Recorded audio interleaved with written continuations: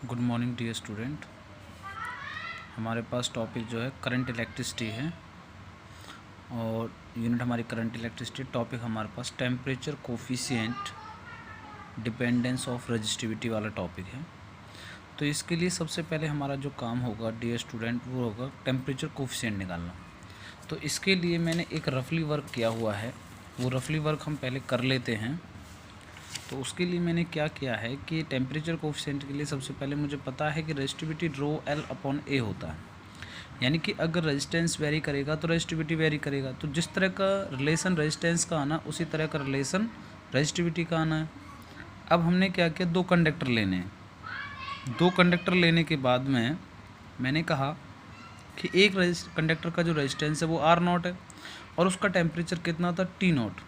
अब मैं क्या कर रहा हूँ, दूसरे कंडक्टर का उस कंडक्टर का टेम्परेचर क्या कर देता हूँ, बढ़ा देता हूँ। अब उस कंडक्टर का टेम्परेचर जब मैंने बढ़ाया तो बढ़ाने के बाद में क्या हुआ, इसी कंडक्टर को मैंने यहाँ पे प्लेस्ड किया है। तो जैसे मैंने 10 डिग्री सेल्सियस या 20-30 डिग्री सेल्सियस टेम्परेचर दिया तो इसके रेजिस्टेंस में क्या आ गया, चेंज आ गया। मैं क्या कह रहा हूँ कि टेम्परेचर के बढ़ाने से रेजिस्टिविटी भी क्या आ रही है, चेंज हो रही है, यानी कि रेजिस्टेंस भी चेंज होगा। तो मैंने सपोज करो 30 डिग्री से 32 डिग्री सेल्सियस टेम्परेचर दिया तो क्या हुआ कि रेजिस्टेंस में थोड़ा सा चेंज आ गया। पहले रेजिस्टेंस सपोज करो 30 ओम था या 300 ओम था, वो रेजिस्टेंस क्या होगा, बढ़ गया, 301 ओम हो गया। यानी कि कहीं ना कहीं जो ये रेजिस्टेंस डेल आर है वो किस बात पे डिपेंड कर रहा है, डेल टी पे। तो जो डेल आर है वो डायरेक्टली प्रोपोर्शनल किसके, डेल टी के। यानी कि अगर टेम्परेचर बढ़ेगा तो रेजिस्टेंस भी क्या होगा, बढ़ेगा। ये बात हमने क्लियर कर ली। अब मैं क्या करता हूँ, उस कंडक्टर को एक फिक्स टेम्परेचर तक लेके जाता हूँ। सपोज करो मैंने उसका टेम्परेचर ले गया 300 केल्विन, अब उसका रेजिस्टेंस हो गया 200। यानी कि पहले टेम्परेचर रेजिस्टेंस कितना था, आर नॉट, अब रेजिस्टेंस कितना हो गया, आर हो गया। मतलब 300 केल्विन पर जाकर रेजिस्टेंस क्या हो गया, आर हो गया। मैटर नहीं रखता है कि आप डिग्री सेल्सियस में दे रहे हो, केल्विन दे रहे हो, बात वही है। अब रेजिस्टेंस 300 केल्विन दिया, रेजिस्टेंस क्या था, 200 ओम था, 300 केल्विन टेम्परेचर दिया। अब मैंने क्या किया, उस कंडक्टर पे टेम्परेचर को थोड़ा सा और बढ़ाया तो देखा कि टेम्परेचर को मैंने जब 500 केल्विन किया तो उसका रेजिस्टेंस में भी क्या आ गया, चेंज आ गया। इसका मतलब 200 से 300 हो गया। यानी कि जो 100 ओम है वो डेल आर है और वो डेल आर किस बात पर डिपेंड कर रहा है, इसके 200 ओम पर डिपेंड कर रहा है। यानी कि दो फैक्टर्स निकल के आ गए कि डेल आर किस बात पर डिपेंड कर रहा है, आर और डेल टी पर डिपेंड कर रहा है। अब डायरेक्टली प्रोपोर्शनल को अगर मैं हटाऊं तो डेल आर डायरेक्टली प्रोपोर्शनल हो जाए आर डेल टी के। सेम एज दैट रिलेशन किसके लिए होगा, रेजिस्टिविटी के लिए होगा। तो मेरे पास अल्फा क्या है, टेम्परेचर कोफिशिएंट है रेजिस्टिविटी के लिए। तो कहा मैंने आर नॉट और टी नॉट एक टेम्परेचर, आर नॉट रेजिस्टेंस है, टी नॉट क्या है, टेम्परेचर।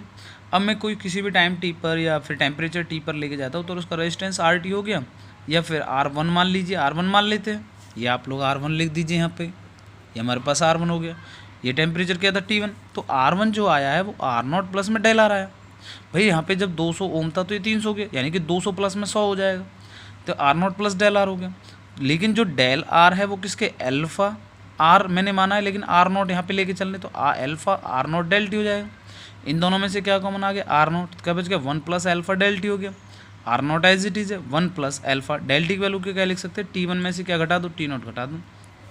तो ये रेजिस्टेंस का रिलेशन आ गया, सेम एज दैट वो किसके लिए रहेगा, रेजिस्टिविटी के लिए। तो डियर स्टूडेंट अब हम अपने टॉपिक की तरफ आ जाते हैं, क्योंकि वो रिलेशन हमारे टॉपिक में आना है। तो मुझे पता है कि जो रेजिस्टिविटी है m/n/e² टाउ, यानी कि अगर रिलैक्सेशन टाइम घटेगा तो रेजिस्टिविटी बढ़ेगी। रिलैक्सेशन टाइम घटेगा कब, जब टेम्परेचर बढ़ाएंगे, किस में, कंडक्टर में। तो फॉर मेटल्स की बात करता हूँ, जब मैंने टेम्परेचर को बढ़ाया तो रिलैक्सेशन टाइम घटा, और रिलैक्सेशन टाइम घटा तो रेजिस्टिविटी भी बढ़ी। रेजिस्टिविटी बढ़ी तो कंडक्टिविटी घटेगी। तो याद रखना है डियर स्टूडेंट, फॉर मेटल्स के लिए अगर आप टेम्परेचर बढ़ाते हो तो उसकी रेजिस्टिविटी तो बढ़ेगी लेकिन कंडक्टिविटी क्या हो जाएगी, घट जाएगी। तो मैंने इसके लिए ग्राफ तैयार किया। तो मैंने देखा कि यहाँ पे जब टेम्परेचर कम था, टेम्परेचर लो है, टेम्परेचर हमारे पास कोई भी थोड़ा सा टेम्परेचर बढ़ाया, या पहले टेम्परेचर टी नॉट था तो आप देख रहे हो रेजिस्टिविटी भी क्या थी, 0 थी। अब जैसे जैसे टेम्परेचर बढ़ाया तो रेजिस्टिविटी में क्या आ रहा है, चेंज आ रहा है। देख रहे हो आप, टेम्परेचर बढ़ रहा है तो रेजिस्टिविटी में क्या आ रहा है, चेंज आ रहा है। क्या ये रेजिस्टिविटी और ज़्यादा बढ़ सकती है, बढ़ सकती है। कब बढ़ सकती है, अगर कंडक्टर और अच्छे आ जाए हमारे पास में। तो एक रिलेशन था rho equal to rho not 1 plus alpha t minus t not, जो मैंने अभी निकाला है। रो नॉट कौन सी रेजिस्टिविटी, लोअर टेम्परेचर, और रो कौन सी रेजिस्टिविटी है, एट टेम्परेचर टी पर हमारे पास होगी। तो अल्फा बराबर किसके आ गया, rho minus rho not upon में रो टी माइनस, उसी रिलेशन से निकाल दिया। तो ये हमारे पास टेम्परेचर कोफिशिएंट की डेफिनेशन हो गई। इसकी जो यूनिट होगी, रो से रो कट गया तो 1/T ये टेम्परेचर, डिग्री सेल्सियस इन्वर्स आ जाएगा, केल्विन इन्वर्स आएगा।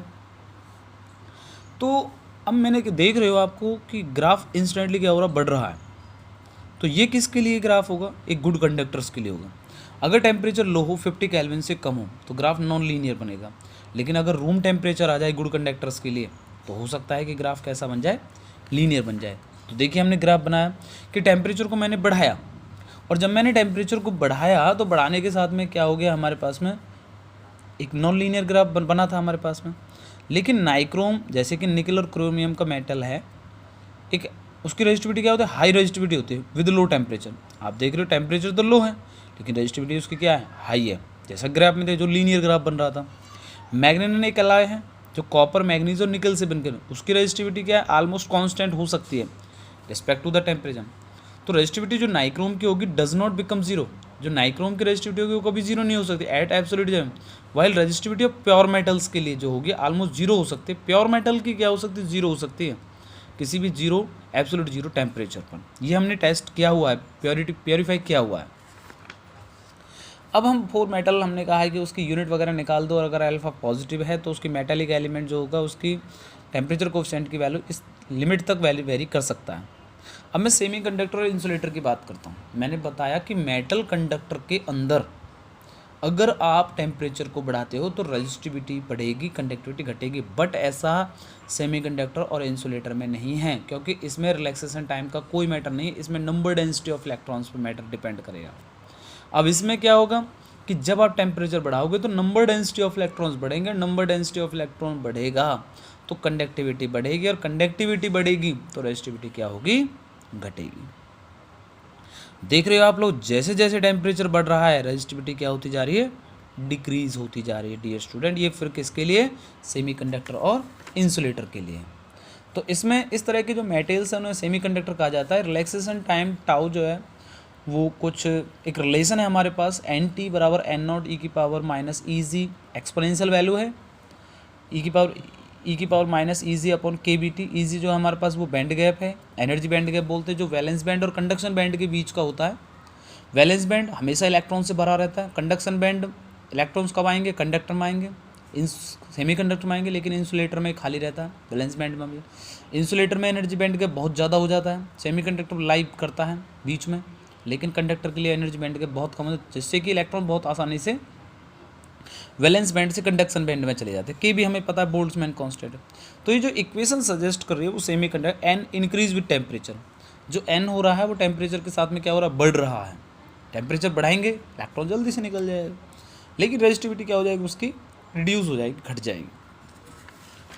तो डियर स्टूडेंट, इसी के बिहाफ पर मैंने एक न्यूमेरिकल अराइज किया, एट व्हाट टेम्परेचर क्या होगा अगर कॉपर कंडक्टर को हम डबल कर दें और उसका रेजिस्टेंस कितना था, 0 डिग्री सेल्सियस।